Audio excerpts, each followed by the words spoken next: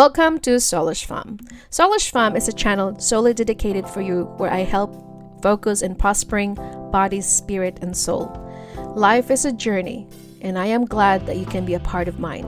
As you explore my vlogs and my real talk episodes, I hope you will find inspirations and motivation you are looking for.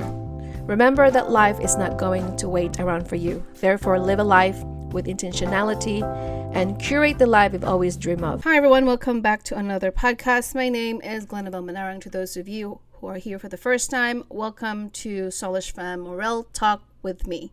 Today's topic is about the factors or the attributes that you have to envelop to move forward in life. I think number one, with no further ado, is choices. Yes, we are bombarded with many choices in life, whether what food we eat in a day, what to do with our lives, where to go, what clothes to wear. The choices that we make makes an impact for our future. And so when it comes to your healing journey, you got to just choose to heal and choose to not run away from your pain and choose not to shove it under the rug and choose to just courageously look at it with a perspective of being a student and learning about why are you the way that you are. Choices comes down to decisions, which is number two. Without a choice, you cannot make a decision. You must be not divisive, but decisive, not indecisive, because being indecisive is actually wishy-washy. Should I not do it? And many people are debilitated with decision, the analysis paralysis. If you are not going to decide whether or not you want to progress, you're most likely going to stay where you're at. Emotion has to keep on moving. When you're stagnant, you are not going to move. You're stationary because our brain, when you want to heal and you want to move forward, it's actually going to resist you. Unfortunately, that's why for many people usually give up and says, what's the point? Because I've been trying so hard to heal. I've been trying to resist this urgency to get back to my old pattern. I don't know why I'm not seeing any progress yet. So everybody, most of us, we just throw the towel, we give up, and then you wonder why there is no transformation. You give up too soon and you quit too soon, because what happens with our body when you come out of that defense mechanism, when you came from a traumatic experiences, it will have the resistance of you trying to make you want to go back to your old pattern. So yes, you will have resistance when it comes to healing. As I said, you're going to have three different versions of you that are going to come out. The first version is the old version of you before the incident happened, before the abuse that took place. Whether you were sexually abused, whether you were mentally, physically, verbally abused by people in your life, when you're in that moment, when you're in that environment, you're going to have, of course, the flight or fight. You don't have a choice, especially when you're a child, because you are nowhere to go. Your environment is very constricted. And so eventually later on in life, when you do have a choice to get out of that relationship and to get out of that kind of environment, then you're trying to figure out, who am I now after the abuse? So when you are able to get out of that abusive relationship, which is the decision making, hopefully you're able to get out of that and ask for help. As I said, many people become silent because they're afraid of what people say, whether or not people are going to believe them or label them as you just made it up, or your story has no validity, because most of people are going to be in denial, especially you're a child and you say your story of this is what happened in the family members. Also, when the family is toxic and dysfunctional to begin with, instead of siding with the victim, they will side on the perpetrator or the predator per se, because I cannot use the other word. So when you make a decisions in life, you have to be decisive. You have to make sure that you want to be healed. Therefore, even though it might take a long time for you to see a completion of your wholeness, maybe sometimes you feel as though you're starting from zero again and again. It's just part of a healing journey. As I said, you are not going to arrive instantly. You're not going to wake up one day and hope that you're just going to forget about the past, or you're not going to have painful memories, or you're not going to feel depressed or apathetic in life, because that's just what you call transition. I really think that the analogy that I can give you is from the Bible, when the Israelites were in the wilderness for 40 years because it took them a long time to get over it. I think the sooner you address the issue, which in my case, I did not address the issue sooner because of fear, because of the idea that perhaps I will be exiled, the lack of better word, or people are going to just paint me as the villain, which usually some family members do, because they still call you as the liar. You just made it up because you're just a vindictive person. And so you have a lot of nagging voices inside of you. That's why a lot of people who are victimized, they're usually are afraid of stepping forward and speaking their truth. However, when you become an adult and you do have the choice or the autonomy, you must decide once and for all that there's no other way around but to go forward. And what does it look like to make a decision to heal?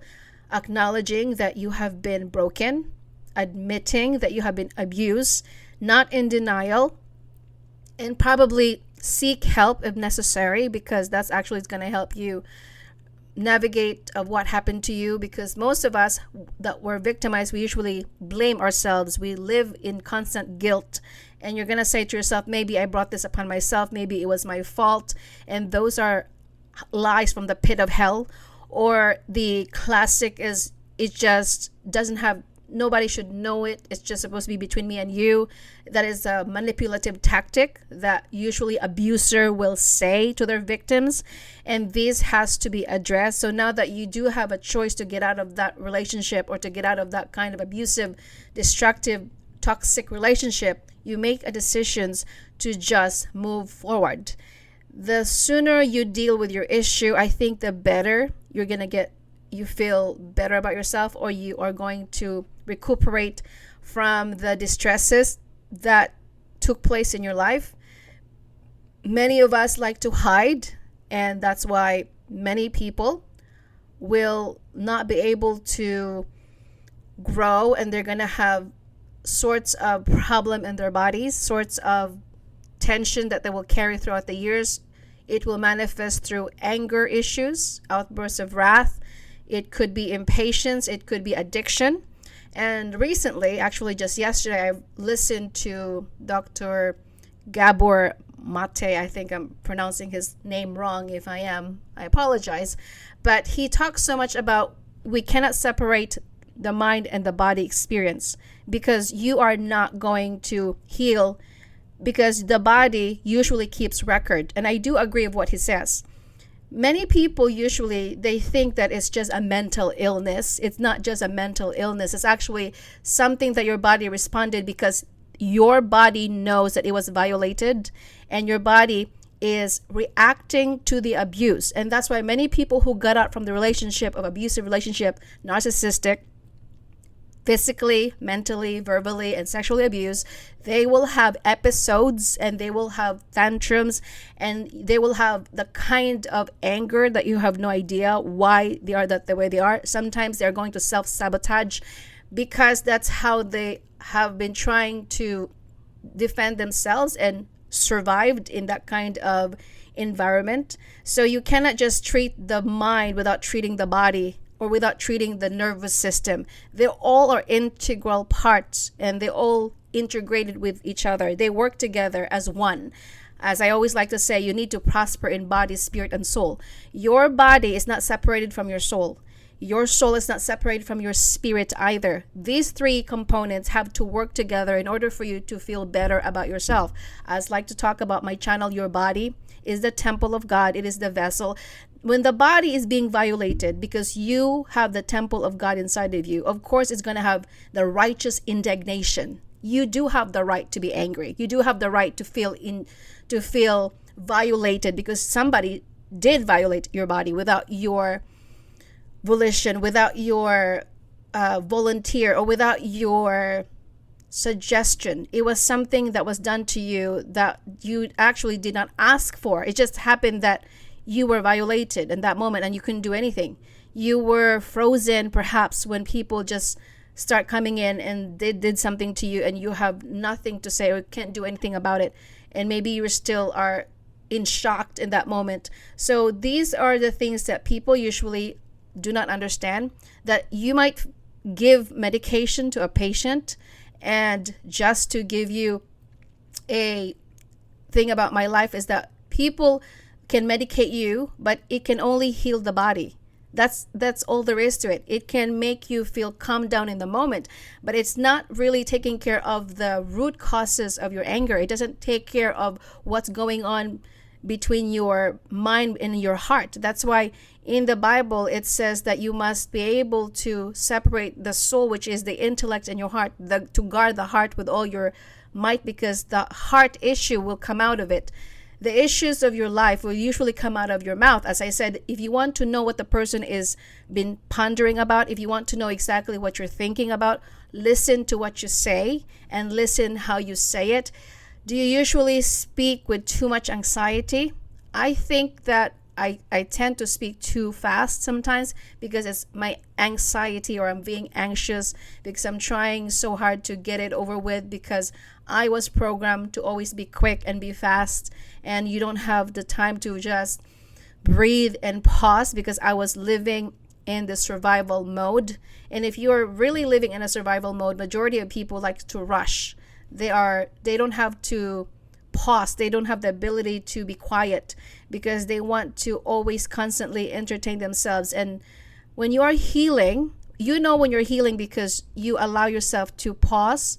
You allow yourself to be quiet. I was not always this way. I usually did not like being quiet or sit for long hours without a noise, or sit with my own thoughts because of denial, because we don't want to really sit with our pain or listen to what's coming out of our mind, because you are afraid of what does it say about your past. And it's necessary to usually sit with your pain. And nowadays, when you have become so comfortable sitting with your own thoughts and you allow yourself to be okay with no distraction and listen to your thoughts, you'll be surprised it becomes addicting. The moment you embrace silence and solitude, it usually becomes I think the environment that is now, it calms your nerves. Nervous system usually is hijacked when you are in the moment of being abused. It's because you are trying to defend yourself, being the flight or the fight mode, and you wonder why you're jumpy, you're easily triggered. It's because your nervous system has been jacked up. Think of your nervous system as wires that has been tangled like a pretzel. You're trying to untangle each one of them. And so the person who has gotten out of that abuse eventually will have suffer so many things about their body. That's why there's so much tension in your neck, back aches, back pain. These also what Dr. Gabor says about the body. Usually when a person is people pleasing, you will have multiple sclerosis. People have cancer because if you cannot speak your truth, your body is going to say that for you. Ailments, chronic illnesses, these are the manifestations of your body screaming for you that there's something's wrong, that you need to speak up about it. This is why when you remain silent over injustices and you cannot really speak your truth and you're just going to wallow and keep it to yourself, that's going to come into a tumor perhaps, or maybe it will spread through your body because you are going to just close it in because I need to just be quiet because I'm trying to protect the person. But it's going to turn inward. It's going to eat inside of you. That probably the cause of cancer is eating the cancer cells inside of your body, and therefore you're going to have all the manifestations that your body is trying to tell you that you cannot keep silent, because the moment you do, you're going to pay for the price. As Jesus classically says, the truth will set you free. And the only reason for you to be free from the ongoing cycle of this abusive relationship is you must learn to speak the truth, even though it might hurt other people, offend other people, and people might disagree, especially in the family dynamics, who is trying to protect the abuser. Tough shit. I'm sorry for the word. Tough luck, because you're not supposed to keep on trying to cover up what people did to you, especially when it has been done wrong to you, that you didn't have a choice or you were still a child in your head. This is why another factor that you have to consider when it comes to healing is to be consistent. So if you think that you're not really growing yet and you're not seeing any result, like, oh my gosh, I'm triggered again. Okay, I was triggered again yesterday and I was pissed off again over these little things. This is where I said you must learn to show yourself grace and compassion, because you are still figuring everything out. You're still trying to put all the pieces together. Think of yourself as a broken glass and you're trying to patch those glasses together. It's going to be messy. It's going to look like a mosaic. It just doesn't look as you were before. You're never going to be the same person. Let's just be honest. The person that happened, before it happened to you, and the person during it happened, and the person after, you're not going to be able to go back to the old you, because the new you is more aware now, and you are more mature, and you are now knowledgeable of what was acceptable behavior and what wasn't acceptable. Why do you think most abuser will pick a child, or a child that is still psychologically immature? I was still 16 and my brain was, I think, 12 years old, okay, when I was violated. Because an abuser, usually they're like a shark. They can smell fresh blood and they will know who is gullible and who is easily being manipulated and who is dumb, okay? Dumb in a sense because you still are innocent, you don't have a lot of experiences in life, and they know exactly who to target. And usually abusers will target the ones who will know are weak and nobody is gonna help them, and they're very isolated, and that's exactly how they target you, especially when they know you love to be alone, you don't have a lot of friends, you don't have a family members to run to. And so they usually will corner you. And when you are in that mode of, I can't get out of this and I don't know why, I feel like I'm not really moving forward, you just have to pick up where you left off. Being consistent is taking care of yourself. You have to watch out for yourself. You have to really take the time to rest. That will help you balance your nervous system. Stretching, yoga, walking in the park, anything to do with touching with your inner self. Maybe you like to paint or you like to garden. I usually are able to be calm about it. When I garden, I touch the soil. It reminds me that the things in this life are truly temporary, and whatever happened to you in the past, it doesn't have to dictate your future. You're reminded that although things happen to you, unfortunately, and people are demonically possessed or influenced by the devil to have hurt you that way, but eventually this too shall pass, as the Bible would say. Anything happened to you, it doesn't have to really make you bitter. You can use that story to influence other people, to help them to choose a better life for themselves. You don't need to be the person who have hurt you, and that's why you must be consistently watching for yourself, growing, learning, and taking classes, perhaps keeping yourself busy. A body that is not in motion is stagnant, and basically you're going to snap and you're going to die. And one of the things that I was able to move forward is because I kept myself busy. I went to school, I had a job, I was very active with my lifestyle. I went to the gym, I walk in the morning. I did not allow myself to feel sorry for myself. As I said, there's a point in your life that you just have to dust off your feet and pick up yourself and keep on walking and reinventing yourself in the person that you would like to become. So if I was not a fighter, and I'm not trying to chew my own horn here or try to pat my own back, I probably would have been 6 feet under by now. If I was not a fighter, I probably would not have been married. I probably would not be a mother today, because I probably would have been either in the mental institution until to this day, or maybe I would be a drug addict or an alcoholic, because it's so easy to turn to those substance abuse when you're so depressed and you're so low and you have nowhere else to go. This is why we cannot judge people with the kind of judgment of why did they turn into an alcoholic, or why did they have this kind of addiction, because we have no clue why they are the way that they are. But most of them have unhealed wounds. Majority of people have the addictions is because they have unsettled issues from the past. Any addictions, any substance abuse that you have been doing, it's because of your past wounds, mother wounds, either your father wounds, or you've been abused sexually, mentally, verbally. It's all because of your trauma. And your trauma, instead of dealing with it healthily, majority of people do not want to deal with it healthily. And majority of people do not turn to God for answers. They don't turn to the one who created them for help. Majority of people, they like to numb their pain.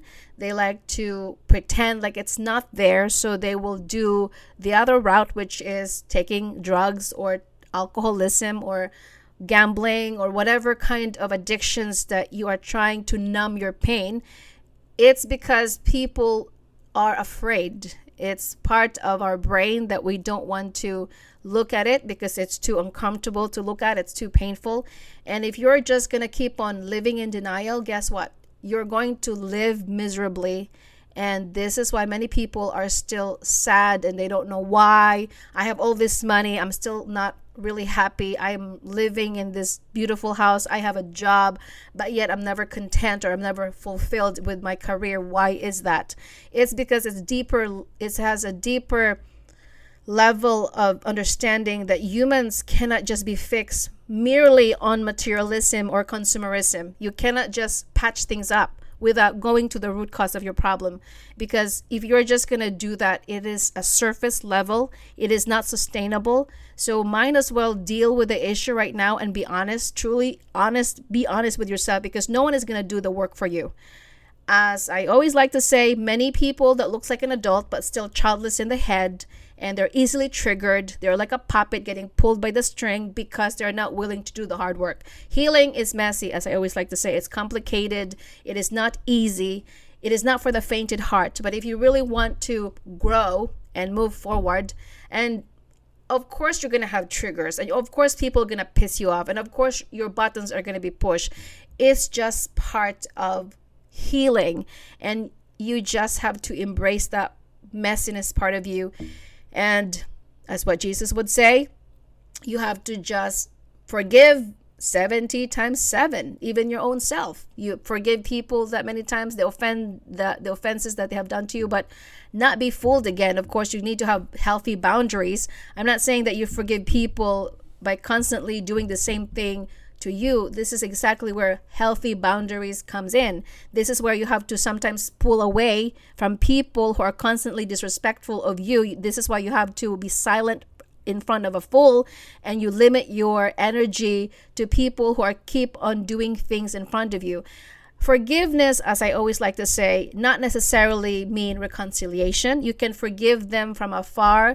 There are people that you cannot have in contact with them, but you can pray for them. You can love them from afar. You wish the best for them. That sometimes too, when you live with someone and they constantly do the same thing, you just have sometimes to remove yourself and have things that you need to do.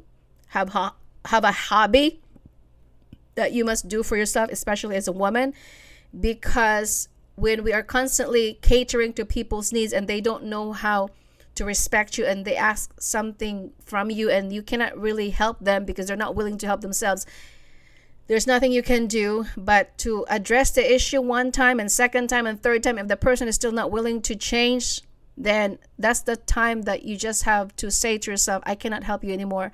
I got to do what's best for me, and that is looking after yourself, eating the right food, drinking the right beverages, going to sleep, picking up a hobby that makes you a better person.